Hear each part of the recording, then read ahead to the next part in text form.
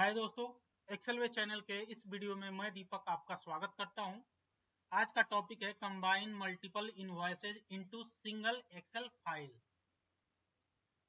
आज के इस टॉपिक में हम क्या करेंगे कि 3 इनवॉइसेज होंगे, उन सब के डेटा जो है उसको कंबाइन करके एक्सेल में लोड करेंगे। तो आज के इस टॉपिक को समझने के लिए मैंने 3 इनवॉइसेज लिए हैं। ये रहा इनवॉइसेज फोल्डर, इसमें 3 इनवॉइस है। आइए एक इनवॉइस को ओपन करके देखते हैं। जैसा कि आप लोग जानते हैं, इनवॉइस जो भी इनवॉइस होता है उसमें बेसिकली 3 पार्ट होते हैं। पहला ऊपर का पार्ट होता है जिसमें कि डिटेल्स होते हैं, कंपनी के एड्रेस, जीएसटी नंबर वगैरह। दूसरा पार्ट होता है जिसमें कि टेबल होता है, ठीक है। उस टेबल में हमारे जो भी आइटम सेल हुए हैं या फिर जो हमने परचेज किए हुए हैं उसके डिटेल होता है, उसका डिटेल होता है। जो भी हमने परचेज किया है या फिर जो हम सेल हमने किया है उसका डिटेल होता है, आइटम का डिटेल। तीसरा नीचे का जो पार्ट होता है उसमें बेसिकली टैक्स वगैरह ऐड करके फाइनल अमाउंट, इनवॉइस अमाउंट आता है। तो इस तरीके से सेम फॉर्मेट में हमारे पास 3 इनवॉइसेज है। उन तीनों इनवॉइसेज का ये जो टेबल है, टेबल वाला पार्ट, उनको कंबाइंड करेंगे एक साथ और फिर उसको एक्सेल में हम लोड करेंगे, ठीक है। तो आज का जो हमारा टॉपिक है वो यही है। आइए देखते हैं कि इस टॉपिक को हम ये जो भी वर्क है कंबाइन एंड लोड एक्सेल कैसे करते हैं। आइए आगे बढ़ते हैं और समझते हैं। तो सबसे पहले क्या करेंगे, हम डेटा टाइप में जाएंगे, गेट डेटा में जाएंगे, फ्रॉम फाइल, और यदि सिंगल पीडीएफ से डेटा निकालना होता तो हम क्या करते हैं, फ्रॉम पीडीएफ करते हैं। लेकिन हमको सिंगल पीडीएफ से डेटा नहीं निकालना है, मल्टीपल पीडीएफ से डेटा निकालना है। तो हम क्या करेंगे, हम फ्रॉम फोल्डर में जाएंगे।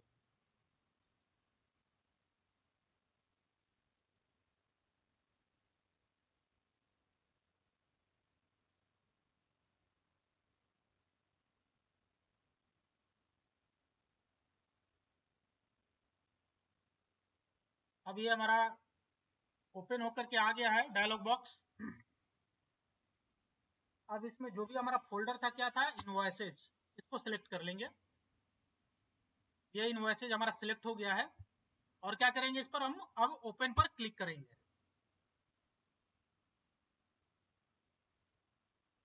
अब ये बॉक्स, ये क्या कहते हैं, विंडो ओपन होकर के आएगा। ये विंडो ओपन होकर के आ गया। एक मिनट, आवाज आ रहा है, आप लोगों को मेरे साथ परेशान करेगा, आवाज को बंद कर देता हूँ। ये देखिए जो भी 3 इनवॉइसेज थे 1 2 3, वो इनवॉइसेज यहाँ पर आ गए हैं। अब क्या करेंगे, हम कंबाइन का ऑप्शन दिख रहा है, इसके ड्रॉप डाउन पर क्लिक करेंगे और कंबाइन एंड लोड टू करेंगे।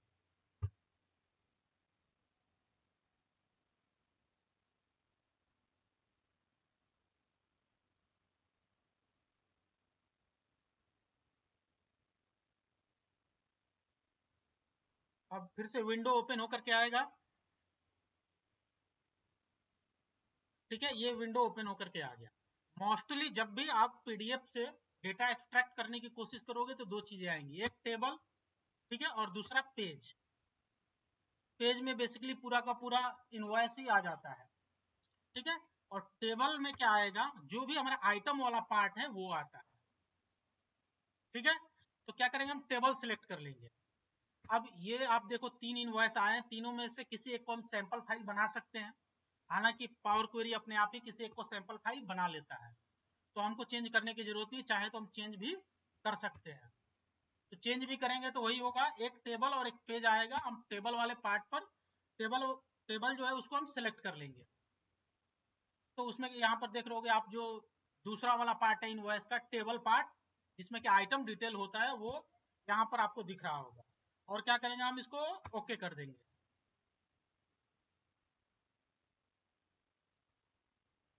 तो अब ये क्या है कि जो भी टेबल, तीनों इनवॉइसेस का टेबल का पार्ट है उसको कंबाइन कर देगा एक साथ।